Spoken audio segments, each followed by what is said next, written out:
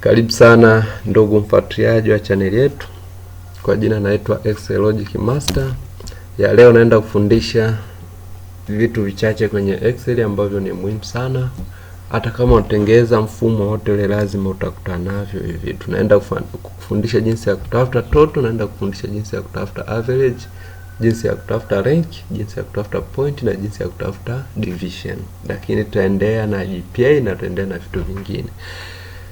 Lengo langu, kama unaenda kufuatilia mafundisho yetu, utaelewa jinsi ya kutengeneza mfumo wa aina yoyote ile, mfumo wa matokeo, mifumo ya wasibu, mifumo yoyote ile utaweza kutengeneza kwa kutumia logic ninazokupa leo. Sikalilishi formula, mimi na kufundisha uelewe. Tuanze na somo letu la leo.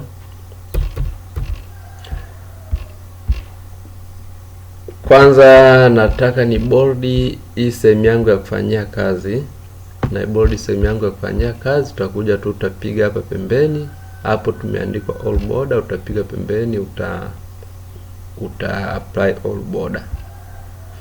Yes, ukishamaliza hapa sina alama kwenye kazi yangu, sina alama kwa maana somo la kwanza mpaka somo la 10 sina alama. Kwa naweza tu nikaweka alama randomly kwa kutumia formula ambayo inaitwa land between.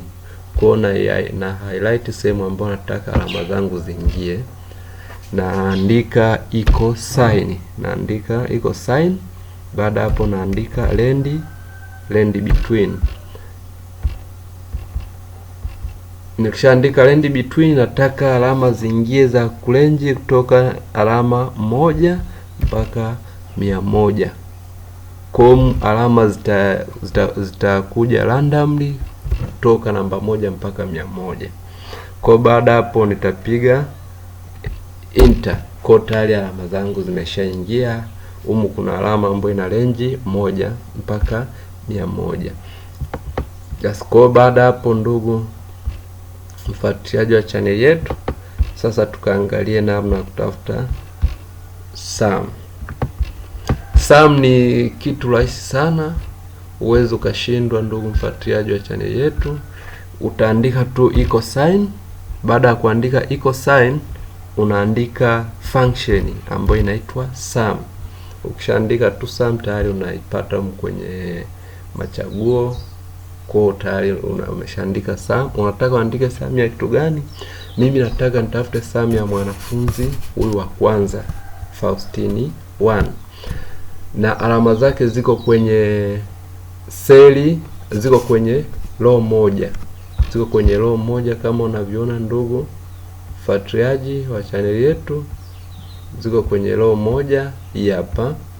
Kwa hiyo hapa ndo row ya Faustini moja. Hizi ndo alama ambazo natakiwa tuzichukulie summation. Kwa tayari nimeshaandika sum.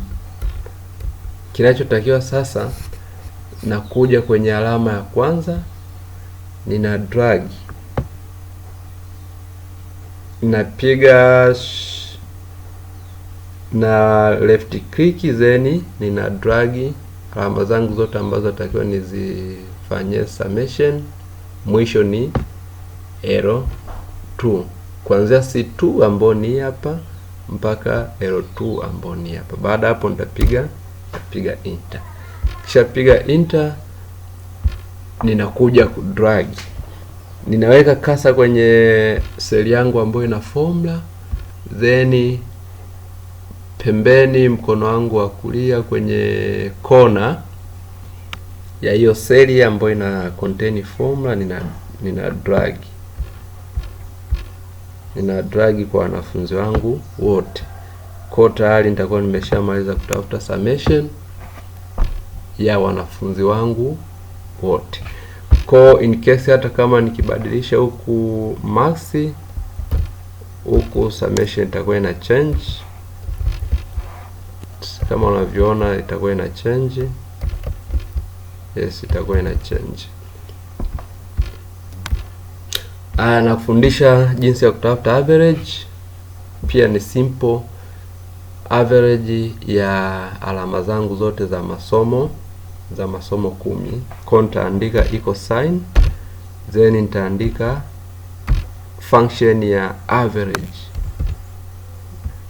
Tayari ipo hapa average, mimi nachagua hiyo average.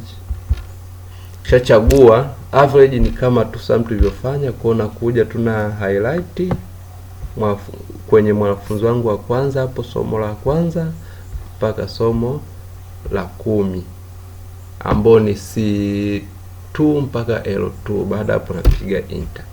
Baada ya kupiga enter, kama kawaida, ninaweka kasangu kwenye kona mkono wangu wa kulia kwa chini, then nina drag mpaka mwisho.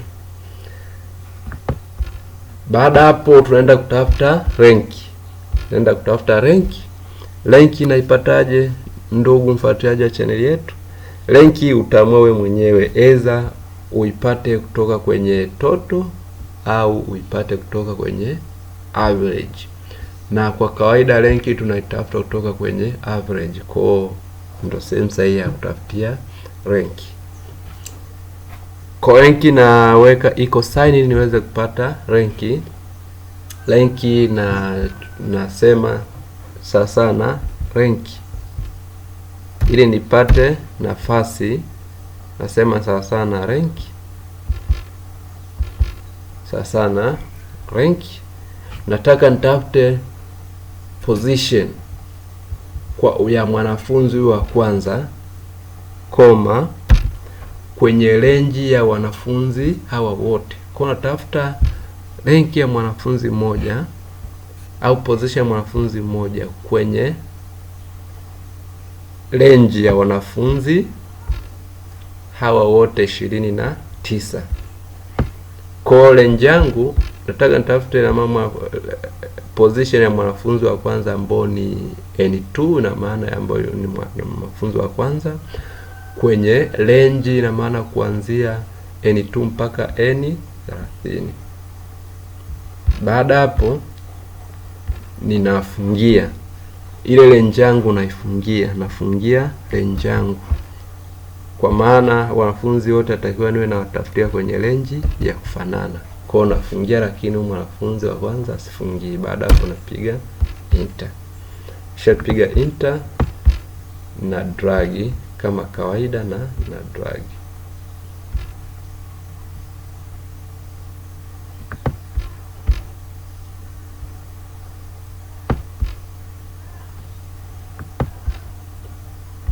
Yes, ukiangalia hapa mwanafunzi wetu wa kwanza ana average ya 69.1, mwanafunzi wa pili ana 68.7, mwanafunzi wa tatu ana 68.4, mwanafunzi wa 4 ana 61.1, wa tano 59.6.